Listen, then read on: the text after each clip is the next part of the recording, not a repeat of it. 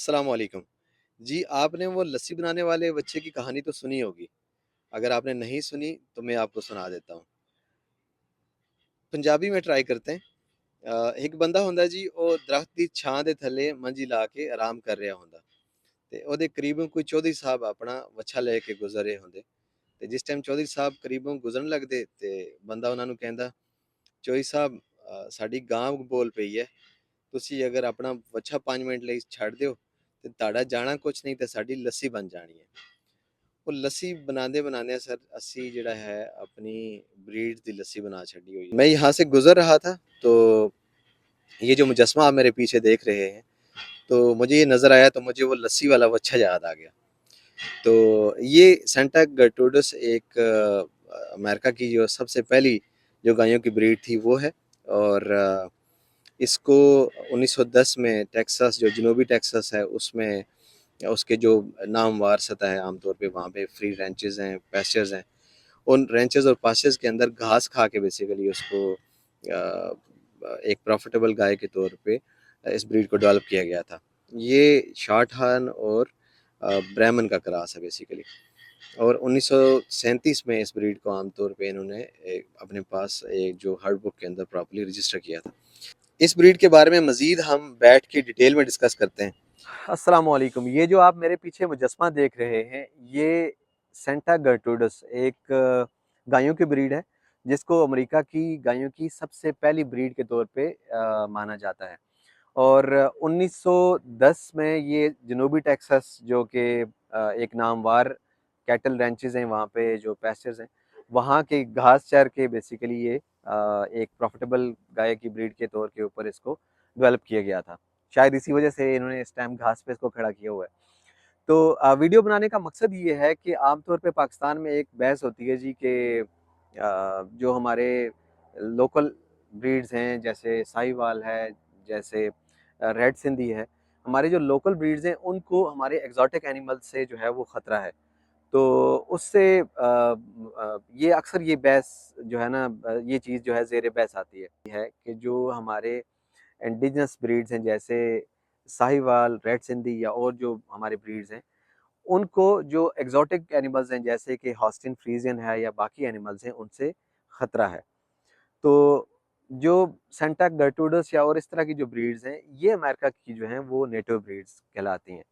जबकि आप जो हॉस्टिन फ्रीजियन है, उसके अंदर अमेरिका इस टाइम पे एक अपने आप को बड़ा ग्लोबल जो है वो ट्रेडर जो है समझता है। तो हालांकि जो हॉस्टिन फ्रीजियन है, ये अमेरिका की अपनी ब्रीड नहीं है। 1873 के अंदर अमेरिका ने जो पहली हॉस्टिन फ्रीजियन गायें हॉलैंड से इम्पोर्ट की थी। तो ये कह सकते हैं जो लोकल ब्रीड्स हैं, वो उनको हमारे एग्जॉटिक एनिमल्स से कोई ख़तरा नहीं है। अगर उनको ख़तरा है तो मैं समझता हूँ उनको हम डॉक्टर्स से ख़तरा है, जो कि उनकी जेनेटिक इंजीनियरिंग के अंदर अपना किरदार अदा नहीं कर रहे।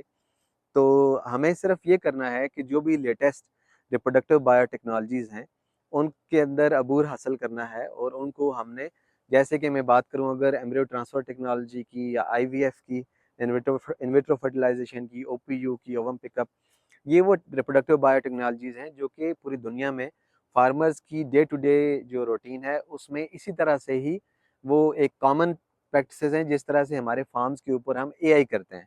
लाइक जिस तरह से हर फार्म के ऊपर एआई हो रही है, इस तरह से यहाँ पे फार्मर्स जो हैं या पूरी दुनिया में मुख्तलिफ ममालिक के अंदर वहाँ पे एम्ब्रियो ट्रांसफ़र एक नॉर्मल प्रैक्टिस के तौर पे प्रैक्टिस किया जाता है।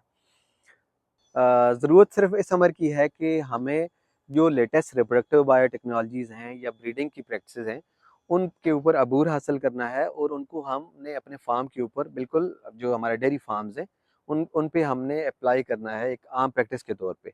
मिसाल इसकी इस तरह से ले लीजिए, जैसे 60s के अंदर आर्टिफिशियल इंसेमिनेशन को स्टार्ट किया गया था और आज आप देखें कि हर फार्म के ऊपर आर्टिफिशियल इंसेमिनेशन या एआई जो है वो रोज़मर्रा की फार्म प्रैक्टिसेस का हिस्सा है। हमें एम्ब्रियो ट्रांसफ़र और इन विट्रो फर्टिलाइज़ेशन और बाकी जो भी लेटेस्ट ब्रीडिंग प्रैक्टिसेस हैं, उनको अपनी डेयरी इंडस्ट्री का हिस्सा बनाना है। तो एक यही हमारे पास वाहिद रास्ता बचता है, जिससे हम अपनी लोकल ब्रीड्स को और बशमूल हमारे जो एक्ज़ॉटिक एनिमल्स हैं, उनकी जो जेनेटिक रिज़र्व्स हैं या उनकी जो ओवरऑल जेनेटिक्स है, उसको बेहतर बना सकते हैं। और एक तो और बात मैं ये कहना चाहता हूँ कि जो ज़िंदा कौमें होती हैं वो इस तरह से अपने जो विरासत होती है या लेगेसी है उसकी कदर करती हैं। जैसे आप देख सकते हैं कि ये इस वक़्त मैं अमेरिका की एक वन ऑफ द फाइनेस्ट जो वेटनरी स्कूल्स हैं मैं वहाँ पे मौजूद हूँ। और यहाँ पे इन्होंने ये अपनी ये सबसे पहली जो ब्रीड थी ये सेंटा गर्टोडस, इसका ये मुजस्मा इन्होंने नस्ब किया हुआ है। और इसकी कंप्लीट डिटेल्स हैं। ऑफ कोर्स हर साल यहाँ पे सैकड़ों वेटनरी स्टूडेंट्स जो यहाँ से डॉक्टर बन के ग्रेजुएट होते होंगे, लेकिन उनको अपनी जो विरासत है या बेसिक जो ब्रीड्स हैं उनका पता है। ऐसा नहीं है कि हमने सिर्फ़ और सिर्फ़ एक कागज़ी कार्रवाई के तौर पे साहिवाल को या बाकी जो रेड सिंधी या उन ब्रीड्स को रखा हुआ है। ब्राज़ील जैसा मुल्क अगर हमारी उन साहिवाल और रेड सिंधी को ले जाके उनकी जेनेटिक इंजीनियरिंग कर सकता है और आज वो हमें हमसे कहीं ज़्यादा बेहतर जेनेटिक रिज़ल्ट देने की ऑफ़र कर रहा है, तो हम ये क्यों नहीं कर सकते? सिर्फ़ हमें करना ये है कि कहीं न कहीं से हमने इसको स्टार्ट लेना है।